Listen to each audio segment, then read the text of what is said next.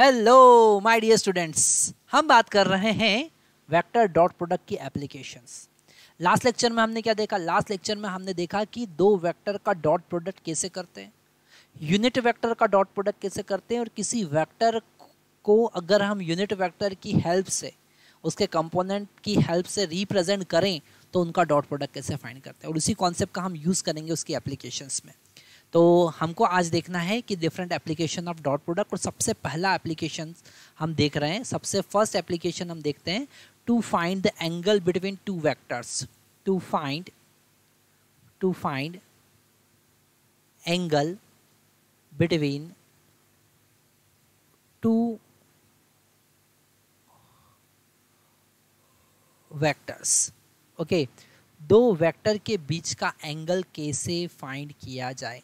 Okay, जैसे हमारे पास में एक वेक्टर है ए वेक्टर, ओके, और वो है A x I cap plus A Y J cap plus A Z K cap, है ना। इनको हमने आई केप जे केप के केप की हेल्प से रिप्रेजेंट किया। ये एक वेक्टर है। ऐसे ही हमारे पास में दूसरा वेक्टर है बी वेक्टर, जो कि है बी एक्स, क्या होगा आप ही बताइए, बी एक्स आई cap plus B Y J cap plus B Z K cap. ठीक है भैया, हमने दो ए वेक्टर और बी वेक्टर लिख लिए, है ना। मान लेते हैं कि ये हमारे पास में एक वेक्टर है ए वेक्टर और ये है बी वेक्टर।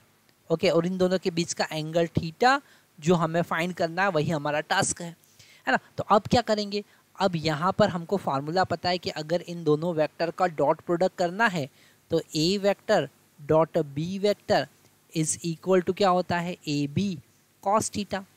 तो यहाँ से कॉस थीटा का वैल्यू निकाल लेंगे। कॉस थीटा क्या होगा, cos theta is equal to A vector dot B vector divided by A B. Okay, divided by A B. अब यहाँ से थीटा भी निकाल सकते हैं। ये ए और बी क्या है, उसका मैग्नीट्यूड, ए का मैग्नीट्यूड बी का मैग्नीट्यूड। यहाँ से थीटा भी निकाल सकते हैं। थीटा कैसे निकालेंगे, cos inverse A vector dot B vector divided by A B. Okay, divided by A B. तो ये हमारे पास में एक फार्मूला बना जिससे हम क्या निकाल सकते हैं, थीटा निकाल सकते हैं। थीटा मतलब कि दो वेक्टर के बीच का एंगल हम फाइंड कर सकते हैं। तो इसे हाईलाइट कर लेते हैं। ओके, ये हमारे पास में एक फार्मूला बन गया। अब इस फार्मूले का यूज़ कैसे करना है, ठीक है, इस फार्मूले का यूज़ कैसे करना है, न्यूमेरिकली कैसे यूज़ करना है, वो हम देखेंगे, है ना। सबसे पहले हमको थोड़ा सा इसका मैथमेटिकल एक्सप्रेशन और फाइंड कर लेना चाहिए।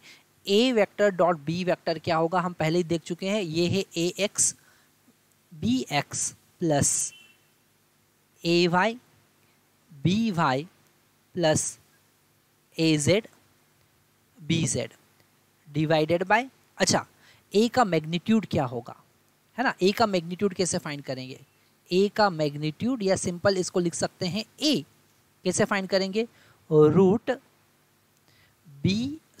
ए X whole square plus A Y whole square plus A Z whole square. और बी का मैग्नीट्यूड कैसे फाइंड करेंगे, वो होगा B is equal to root B X square plus B Y square plus B Z square. Okay, तो ये इसका magnitude आ गया, तो यहाँ डिवाइड कर देंगे हम मैग्नीट्यूड से। कैसे डिवाइड करेंगे, A X square plus A Y square plus A Z square. Okay, into B का मैग्नीट्यूड क्या होगा, B X square plus B Y square plus B Z square. तो ये हम यहाँ पर सारी वैल्यूज पुट करके थीटा निकाल सकते हैं। जैसे एक क्वेश्चन हमारे पास में आता है, एक न्यूमेरिकल हम सॉल्व करते हैं कि भैया ए वेक्टर आपके पास में है A equal to I cap plus J cap, okay, और बी वेक्टर आपके पास में है आई cap minus J cap. Find angle between A and B. Find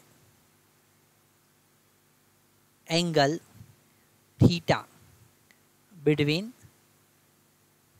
A vector and B vector. Okay, तो यहाँ पर हमारे पास में अगर हम कॉस थीटा, सबसे पहले हम लिखेंगे ए का मैग्नीट्यूड क्या होगा, तो वो लिखेंगे ए का मैग्नीट्यूड मतलब आई केप का कोफिशिएंट 1 का स्क्वायर, इसका कोफिशिएंट कितना है 1, इसका कोफिशिएंट कितना है 1, so 1 square that is equal to √2।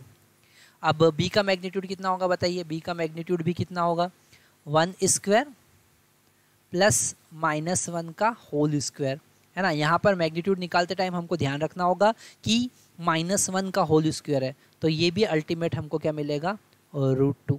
Okay, अब हम लिखेंगे cos theta equal to A vector dot B vector divided by A B, है ना। और इन दोनों का डॉट प्रोडक्ट क्या है, आई cap plus J cap dot I cap minus J cap divided by A का मैग्नीट्यूड कितना है √2, बी का मैग्नीट्यूड कितना है √2, है ना। यहाँ पर 1 × 1 आई के कोफिशिएंट का आई के कोफिशिएंट के साथ जे के कोफिशिएंट का जे के कोफिशिएंट के साथ मल्टीप्लाई करना है, ठीक है। तो यहाँ पर हमारे पास में क्या मिला 1 × 1 that is equal to 1 and 1 × -1 that is equal to -1 divided by 2, है ना। तो यहाँ से कॉस थीटा इक्वल टू कितना आया 0 आया, तो थीटा इज इक्वल टू कितना आया 90 डिग्री, कितना आया, कॉस 0 कब होता है 90 डिग्री पे होता है ना। तो इन दोनों वेक्टर के बीच का एंगल कितना है 90 डिग्री, कितना है 90 डिग्री। तो यहाँ पर हमने बेसिक कॉन्सेप्ट ये देखा कि हम दो वेक्टर के बीच का एंगल कैसे फाइंड कर सकते हैं। ओके, सबसे पहला एप्लीकेशन क्या है, how to find the angle between two vectors using the dot product. Okay, इसके बाद हम दूसरा एप्लीकेशन देखेंगे। दूसरे एप्लीकेशन में हम बात करेंगे कि इन फिजिक्स में कहाँ कहाँ पर डॉट प्रोडक्ट का यूज़ करते हैं। जैसे कि अगर आपको वर्क डन फाइंड करना है, ओके, जैसे हमको अगर वर्क डन फाइंड करना है तो हम डॉट प्रोडक्ट का यूज़ करते हैं, हमको पोटेंशियल फाइंड करना है तो हम डॉट प्रोडक्ट का यूज़ करते हैं, है ना। बहुत सारी जगह पर हम डॉट प्रोडक्ट का यूज़ करते हैं।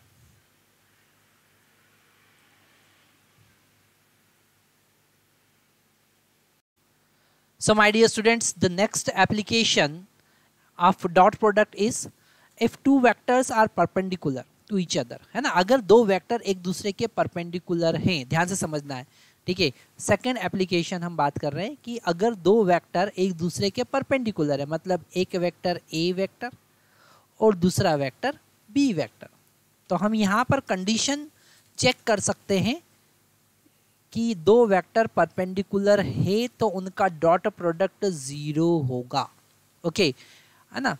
तो हम चेक कर सकते हैं to check the condition, okay, to check the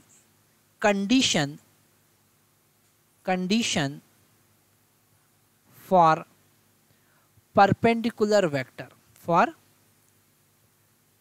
perpendicular vectors, okay. अगर दो वेक्टर एक दूसरे के परपेंडिकुलर हैं तो उन दोनों का dot product A dot B equal to क्या होगा 0 होगा, that is the condition, okay. If two vectors are perpendicular to each other, if A vector and B vector are perpendicular to each other, then the dot product of A and B equal to 0, है ना। इन दोनों का dot product क्या होगा 0 होगा। तो ये condition check करने के लिए हम इसका यूज़ कर सकते हैं, कैसे, जरा देखते हैं। एक न्यूमेरिकल की हेल्प से हम समझते हैं। क्वेश्चन हमारे पास में है, हमारे पास में एक वेक्टर है ए वेक्टर, वो है x I cap plus 3j cap minus 4k cap, okay. And B vector हमारे पास में है,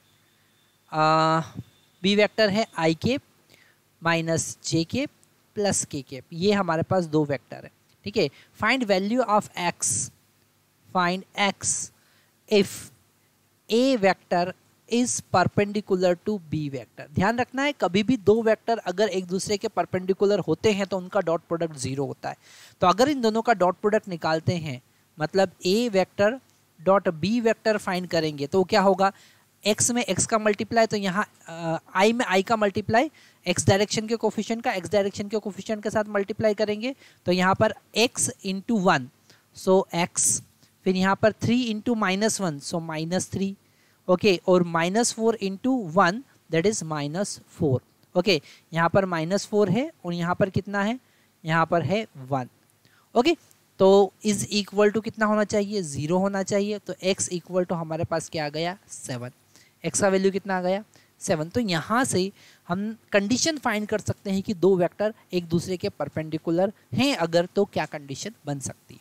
ओके, जैसे हमारे पास में अगर हम सर्कुलर मोशन की बात करें, है ना, अगर हम सर्कुलर मोशन की बात करें, यूनिफॉर्म सर्कुलर मोशन की बात करें, तो यूनिफॉर्म सर्कुलर मोशन में जो सेंट्रीपिटल एक्सेलरेशन होता है, सेंट्रीपिटल एक्सेलरेशन होता है ac, और जो इंस्टेंटेनियस वेलोसिटी होता है v वेक्टर, एक दूसरे के हमेशा क्या होते हैं, परपेंडिकुलर होते हैं।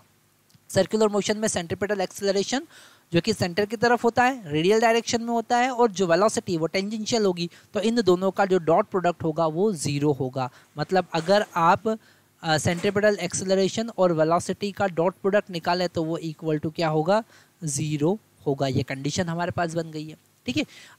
तो यहाँ पर जैसे हमारे पास में अगर हम फ्रिक्शन फोर्स की बात करें, फ्रिक्शन फोर्स की बात करें और नॉर्मल रिएक्शन की बात करें तो एक दूसरे के परपेंडिकुलर होते हैं। ऐसे बहुत सारे केसेस हमारे पास बनते हैं जहाँ पर हम कंडीशन फाइंड करते हैं, कंडीशन की ज़रूरत होती है कि दो वेक्टर परपेंडिकुलर है या नहीं। ओके, नेक्स्ट एप्लीकेशन हम देखेंगे कि अगर हमको वर्क डन फाइंड करना है तो हम डॉट प्रोडक्ट का यूज़, मेरे प्यारे बच्चों, अगर हमको वर्क डन फाइंड करना है तो हम डॉट प्रोडक्ट का यूज़ करते हैं। हमें ये ध्यान रखना है। थर्ड एप्लीकेशन हम देख रहे हैं, to find the work done. क्या देख रहे हैं, to find the work done. Okay, work done.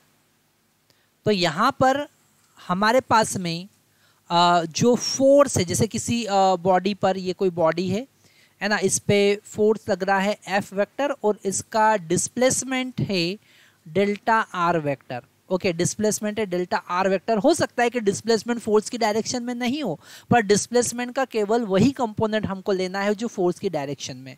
तो इस डिस्प्लेसमेंट का जो कंपोनेंट फोर्स की डायरेक्शन में होगा वो होगा delta R cos theta. Okay okay, और वर्क डन होता है, वर्क डन होता है force into displacement in the direction of F, in the direction of force, तो delta R cos theta. Okay, तो W इज इक्वल टू हम लिख सकते हैं F vector dot delta R vector.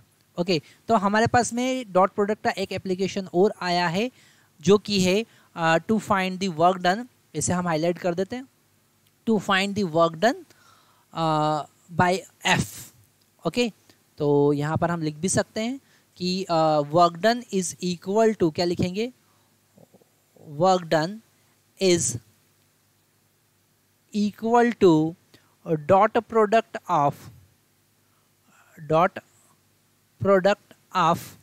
Force vector and displacement vector, and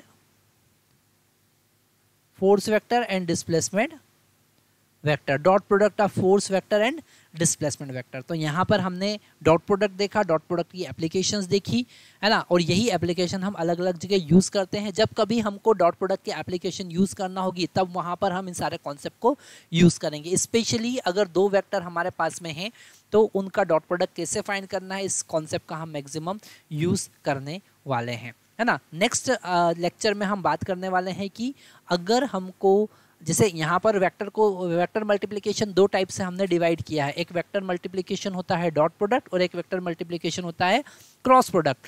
cross product next lecture में हम देखने वाले हैं, जो कि बड़ा इंटरेस्टिंग होने वाले हैं क्योंकि उसमें सारे कॉन्सेप्ट हम बहुत अच्छे से देखेंगे। तो आपको एक भी लेक्चर मिस नहीं करना है। Thank you very much.